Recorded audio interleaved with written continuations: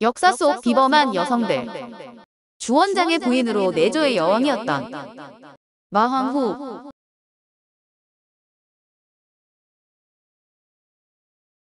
날이 다르게 쇠해지던 황후의 기력은 이제 거의 다한 것 같았는데 그녀가 힘겹게 눈을 뜨자 근심이 가득한 표정으로 자신을 바라보고 있는 남편이 보였고 황제가 다급하게 그녀의 손을 잡아주었습니다. 마지막으로 드릴 말씀이 있습니다. 일단 아무런 말도 하지 말고 안장하에. 백성들 모두가 폐하의 자식인 만큼 잘 돌보시고 우리 명나라가 건국될 수 있도록 함께 싸운 신하들에게는 부디 넓은 아량을 베풀어 주십시오. 또 그 소리여. 황제가 어이없다는 듯 말했지만 황후는 물러서지 않았는데 집요하게 자신을 바라보며 대답을 요구하는 그녀에게 그렇게 하겠다고 약속하려던 황제는 흠칫 놀랐습니다. 미약하고 힘겹게 오르내리던 가슴이 움직이지 않는 데다 자신을 바라보는 눈동자도 움직이지 않았는데 역사상 가장 잔혹했던 황제는 그녀의 죽음에 인해 뜨거운 눈물을 흘렸습니다. 난세의 인연을 맺는 주원장과 마씨. 마씨는 1332년 중국 안위성 숙주에서 출생했는데 야사 및 사극에서는 본명이 마수영이라고 하지만 명사에는 성씨만 있을 뿐 명확한 이름은 기록되어 있지 않습니다. 마씨가 태어난 원나라 말기는 극히 혼란한 시대로 몽골 쪽의 원나라가 내분 등으로 지배력을 상실하자 그들에게 압제당했던 한족 백성들이 여기저기서 들고 일어나 봉기를 일으켰습니다. 그들은 머리에 붉은 두건을 써서 홍건적이라 불렸는데 봉기군은 열흘도 안 되어 10여만으로 늘어나 곳곳에서 원나라 군대와 농민군이 충돌하던 중 전쟁에 나갔던 마씨의 아버지가 전사하고 말았습니다.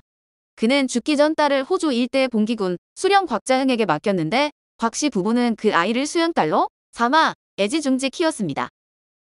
어릴 때부터 하나를 가르치면 열을 알 정도로 총명했던 마씨는 책을 가까이 했으며 성격도 매우 차분해 더욱 사랑을 받았습니다.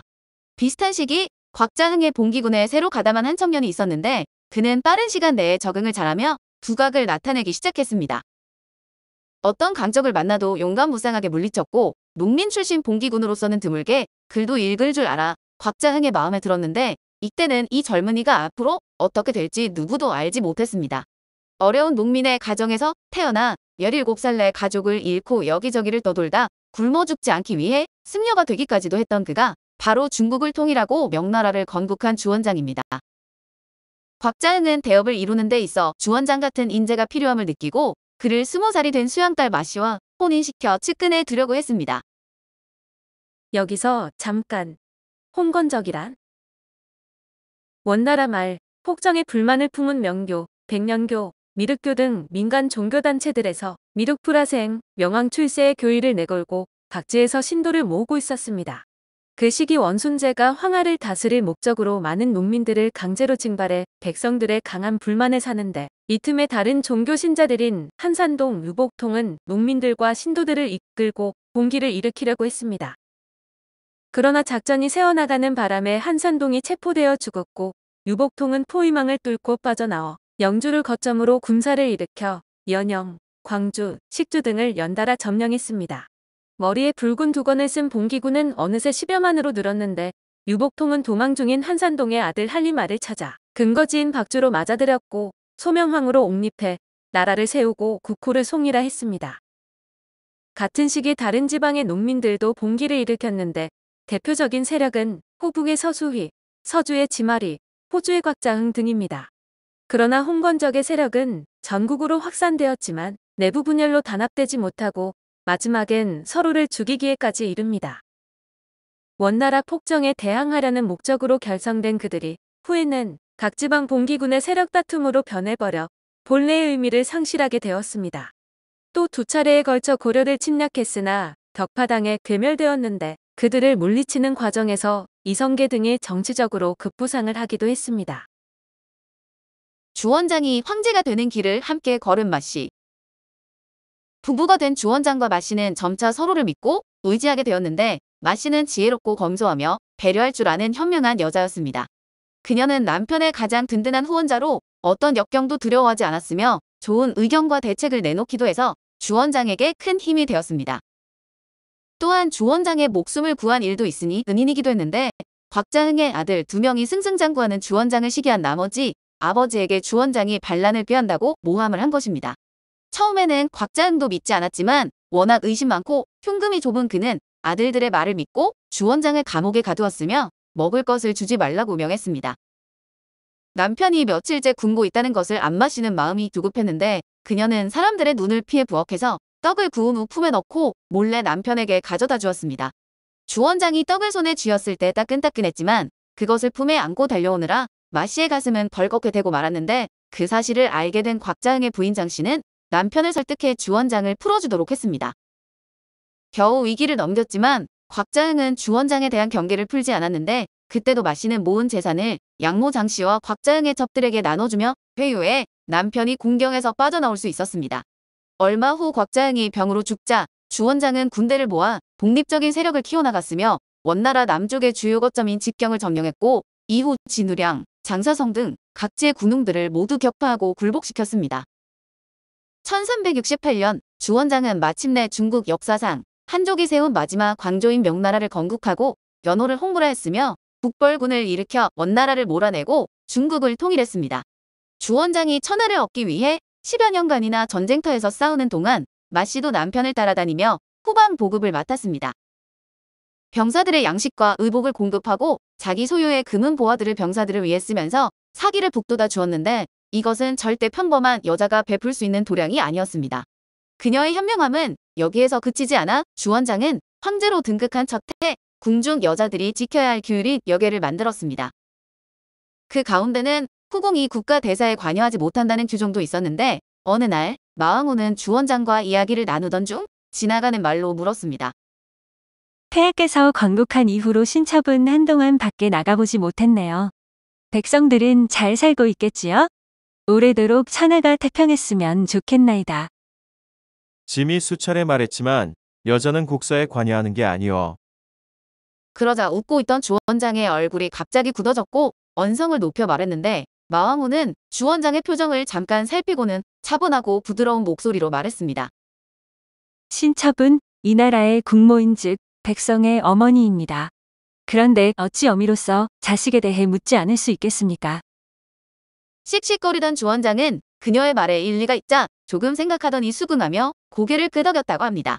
뿐만 아니라 마왕후는 예비창 제도를 시행할 것을 권유해 풍년일 때 창고에 모아둔 양식을 가뭄 같은 자연재해가 닥칠 때 백성들에게 나누어 주도록 했으니 입으로만 백성을 사랑하는 황후가 아니었습니다. 마씨는 황후가 된 후에도 검소했는데 한 번은 주원장이 의복 문제로 크게 화를 내자 지켜보던 마왕후가 과거의 힘든 날들을 잊으셨냐고 물었습니다. 아내의 말에 주원장은 힘들었던 시절을 떠올리며 깊이 반성했는데 주원장은 마왕후를 당나라의 장손왕후에 견주며 집안에 현명한 처가 있으니 나라에 훌륭한 재상을 둔 듯하다는 높은 평가를 내렸습니다.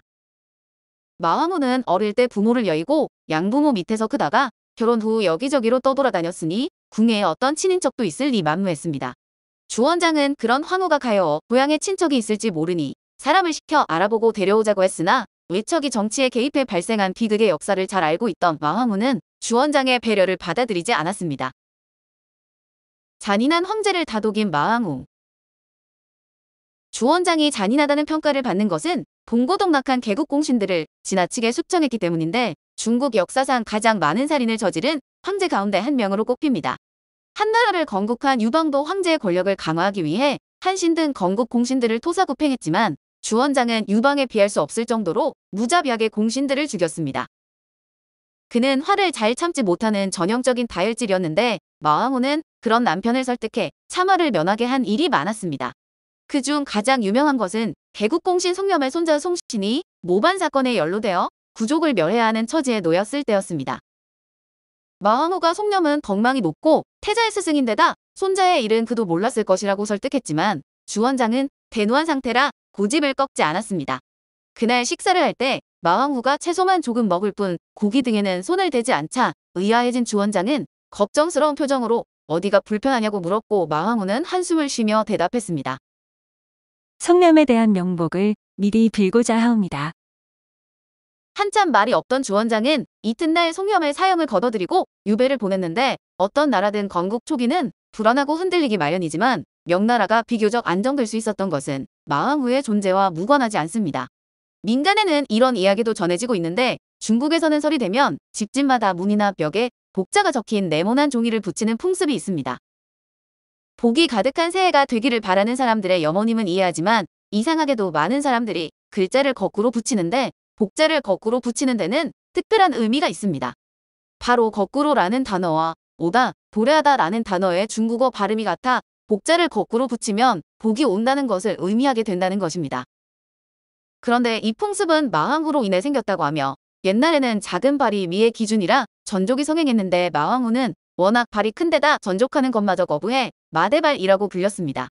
어느 해 금음날 밤 주원장은 사복 차림으로 민간에서 시찰하던 중 한 집 앞에 걸린 주마등이 눈에 띄었는데 그 위에는 발이 엄청 큰 여인이 말에 앉아 수박을 안고 있는 그림이 그려져 있었습니다. 지나가던 사람들은 너도 나도 그것을 보고 키득키득 거렸는데 주원장은 그것이 마왕후의 큰 발을 풍자한 것이라고 생각했습니다. 격분한 그는 사람을 시켜 그 집 문에 암호로 복자를 붙이게 하고 궁에 돌아온 다음 자객을 보내 그 집 사람들을 모조리 죽이라 명했습니다. 이 사실을 안 마왕후는 재빨리 신복을 파견해 그 동네 집집마다 복자를 붙이게 했는데 사람들은 모두 마왕후의 명을 따랐지만 유독 한 집에서 글자를 모르는 탓에 거꾸로 붙이고 말았습니다. 이튿날 자객의 보고를 들은 주원장은 대노하며 그런 글자를 거꾸로 붙인 집의 사람들을 죽이라고 명했는데 이때 옆에서 지켜보던 마왕후는 주원장에게 조용히 다가가 말했습니다.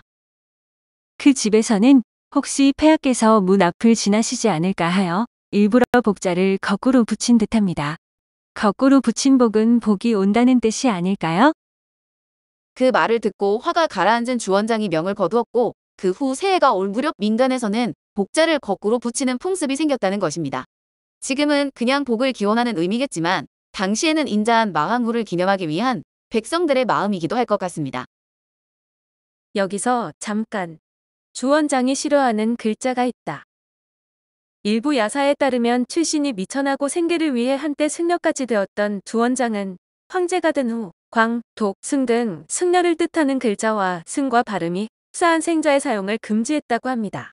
뿐만 아니라 자신이 가담한 홍건적의 적자도 싫어해 그와 발음이 비슷한 칙자도 못 쓰게 했다는데 자신의 과거를 떠올리고 싶지 않아 감추려 했다는 의미이지만 사실이 아닐 가능성이 큽니다. 중국 안휘성에 있는 주원장 황능비에 적힌 비문은 그가 1378년에 직접 작성한 것인데 탁발승이었던 과거를 비롯해 어려웠던 유년기를 거리낌 없이 적었습니다. 오히려 미천한 출신임에도 불구하고 이민족의 나라 원나라를 멸해 한족의 천하를 다시 찾은 위협을 이룬 것에 대해 커다란 자부심을 느낄 정도로 당당했습니다. 위대한 황후, 마왕후. 마왕후는 후궁을 훌륭하게 관리한 것으로도 유명한데 여느 왕조의 황후들처럼 후궁들을 견제하지 않고 솔선수범하여 검소함과 후덕함의 본보기가 되었으니 후궁들도 마왕후를 잘 따랐습니다. 그녀는 당나라 장손왕후와 함께 모든 덕목을 갖춘 황후로 평가받고 있으나 한 가지 아쉬운 점이 있다면 스라의 친자식이 없다는 점이었습니다. 명사에 의하면 마왕후는 5남이녀를 낳았다는데 장남인 태자주표, 차남 진민왕 주상, 3남 진공왕 주강, 4남 주채, 5남 주정왕 주숙 및 영국공주와 안경공주입니다. 그러나 이 사실에 대해 의견이 분분한데 명나라 말 청나라 초기의 사학가 반정장은 국사고의에서 4남 주채와 5남 주숙만 마왕후 소생이라고 했습니다. 또한 청나라 시인이자 학자인 주의조는 정직어시와의 마왕후는 퇴임한 적이 없다고 적는 등 정사를 반박했는데 주표는 1355년에 태평에서 태어났다고 되어 있지만 당시 마왕후는 화주에 있었다는 것입니다. 과거에는 정실이 낳은 아들을 적자라 하고 첩이 낳은 아들은 서자라고 했는데 명분상의 차이는 엄청났으며 황제가 죽으면 정실이 낳은 적자들 중 장남이 황위를 계승해야 했습니다. 마왕후가 아들이 있었다면 아무 문제가 없었겠지만 친자가 없었다면 서자들 중 누구를 태자로 봉해야 할지 문제가 될 것이었습니다. 어쩌면 현명한 마왕후는 나중에라도 문제가 될 것을 우려해 후궁들에게서 얻은 26명의 아들들 가운데 몇 명을 자신의 처소에 데려와 직접 길렀을 가능성이 있습니다.